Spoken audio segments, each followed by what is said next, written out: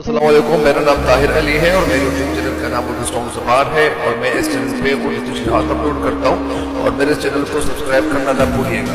बिस्मिल्लाहिर्रहमानिर्रहीम। अस्सलाम वालेकुम डियर स्टूडेंट्स, उम्मीद है आप लोग ठीक होंगे और आप लोगों की ज़िंदगी खुशियों के साथ गुजरी होगी। तो आप लोगों के लिए चलता हूँ शेर नंबर 6 की तशरीह की तरफ। शेर नंबर 6 क्या है? शेर नंबर 6 यही है, जो कहना था उसे सब कह गया कुरान के पर्दे में। जो कहना था उसे सब कह गया कुरान के पर्दे में, ज़माना हश्र तक करता रहे तफसीर आज़ादी। जो कहना था कुरान के पर्दे में मतलब कुरान में पोशीदा, कुरान का पर्दा मतलब ही नहीं कुरान में पोशीदा।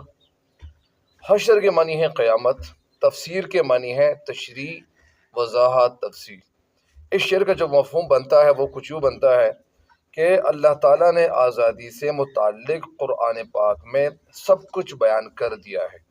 अब दुनिया क़यामत तक आज़ादी की तफसीर करती रहे।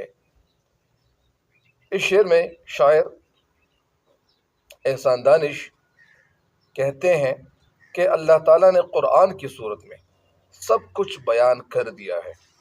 अब क़यामत तक दुनिया आज़ादी की तशरीह और तफसीर करती रहेगी। अल्लाह ताला ने इंसानों की हिदायत के लिए अपने रसूलों पर किताबें नाजिल फरमाई। आखिरी किताब कुरान, आखिरी रसूल मोहम्मद ख़ातमुल अंबिया हज़रत मोहम्मद मुस्तफ़ा सल्लल्लाहु अलैहि वसल्लम पर नाजिल फरमाई, जो क़यामत तक यानी गुमराह लोगों की रहनुमाई का काम देती रहेगी। कुरान में अल्लाह ताला ने इंसानियत को कुफ्र और शिर्क के अंधेरों से निकलने और दूसरे इंसानों की ग़ुलामी से निकलने की हिदायत फरमाई है। न सिर्फ अरब बल्कि पूरी दुनिया में इंसानों को ग़ुलाम बनाकर फ़रोख्त किया जाता था।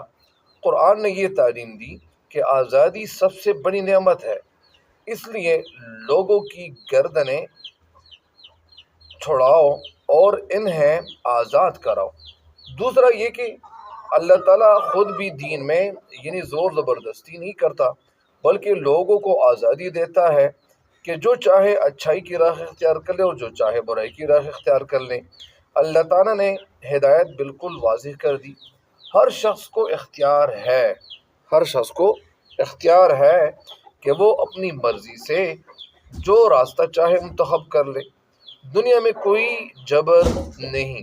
क़यामत तक उसकी आज़ादी की तशरीह, ताबीर और तफसीर होती रहेगी। मतलब इसका यह है कि शायर शेर में कहना ये चाहते हैं कि जो बातें मतलब कहने वाली थी तो वो बातें कुरान पाक में ज़िक्र की गई है।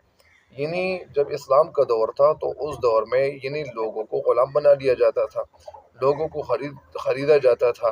लिहाजा वो लोग क्या करते थे, दूसरे लोग उसको ग़ुलाम के तौर पर उनसे काम लेते थे और खेती बाड़ी का काम लेते थे।